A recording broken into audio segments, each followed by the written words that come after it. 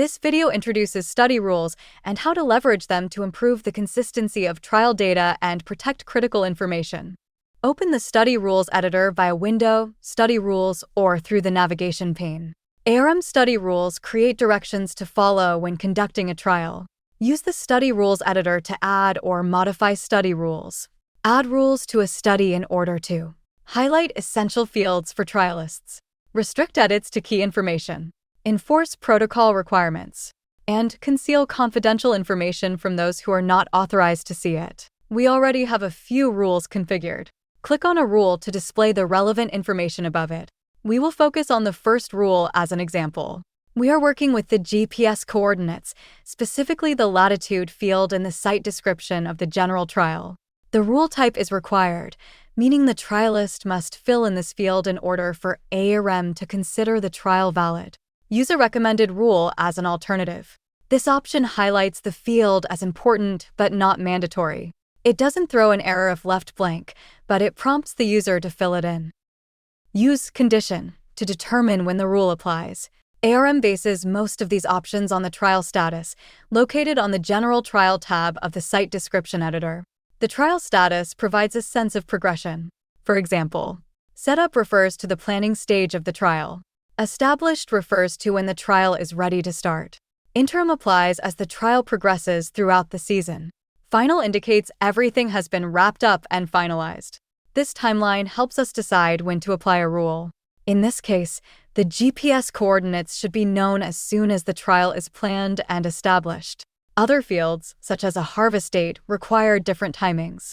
The harvest date typically isn't known until the trial is complete. Therefore, using final trial status as the condition makes sense. Moving to the next rule, we are now focusing on the rating date field in the Assessment Data Editor. This rule is recommended, not mandatory. However, this designation draws attention, making completion more likely. Since each assessment appears as a separate column in the editor, the condition applies to individual columns rather than the trial status. Data is gradually entered into these columns as research progresses and assessments are performed. The rule activates when the trialist enters data into a specific assessment column. A rule can apply to every column, or you can use column/treatment lines to specify that it only applies to specific planned assessments or treatment components. This flexibility lets you tailor rules to exactly where they are needed. The permissions column determines who can modify a rule. As the person creating the rule, you have master permissions, meaning it is your rule to manage. You can grant permissions to others if needed. Permissions may extend to everyone in your company or all protocol owners. You can also make the rule editable by anyone, but that could lead to issues, like someone deleting a critical rule and invalidating the trial. Even if the rule remains visible as guidance, e.g., a reminder to fill in the rating date, allowing unrestricted editing could undermine its purpose. Setting permissions to everyone in your company is advised. This ensures flexibility should something unusual happen and the protocol writer is unavailable to address the issues. While these scenarios might be unlikely, having the ability for anyone in the sponsor company to remove a rule and send the trial back is valuable flexibility.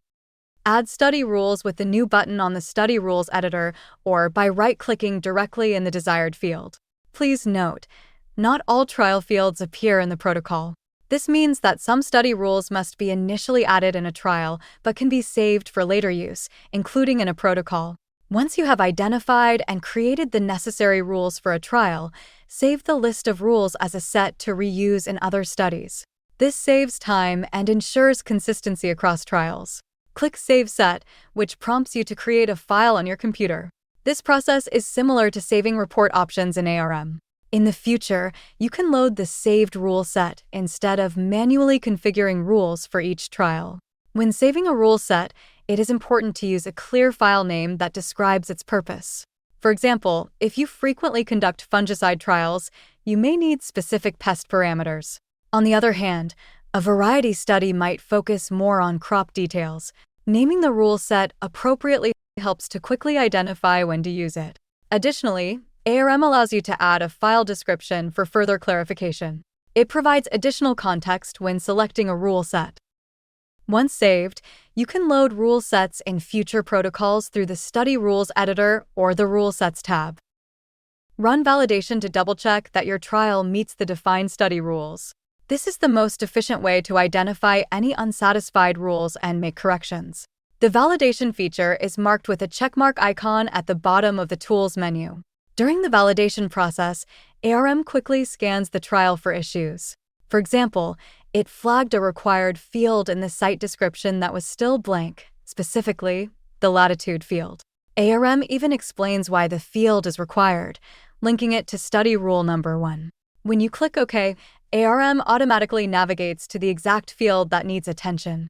For instance, if I need to enter GPS coordinates, I fill in the field and watch as the highlight disappears, indicating the rule has been satisfied. Next, let's check out another validation option: validate trial and log errors. Instead of stopping at the first issue, ARM runs through all the rules and checks, compiling a full list of errors. This list includes required fields from different study rules and warnings for recommended but non-mandatory rules.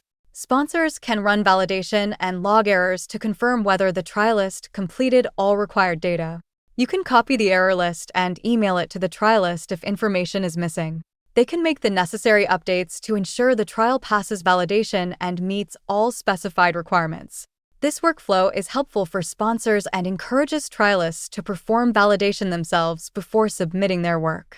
It's essential to run validation regularly as data is entered throughout the trial season. The process is quick. Rerunning validation will only check for new changes.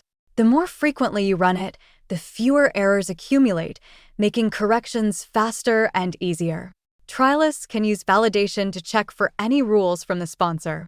If no sponsor rules exist, you can create a personalized set of self-checks to enforce consistency across your trials.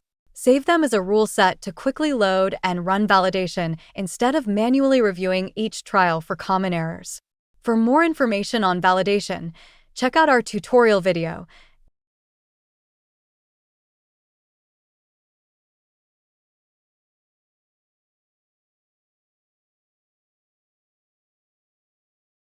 Study rules are powerful tools regardless of whether you are a sponsor or a trialist. Check out our advanced study rules tutorial video to learn more about this valuable tool.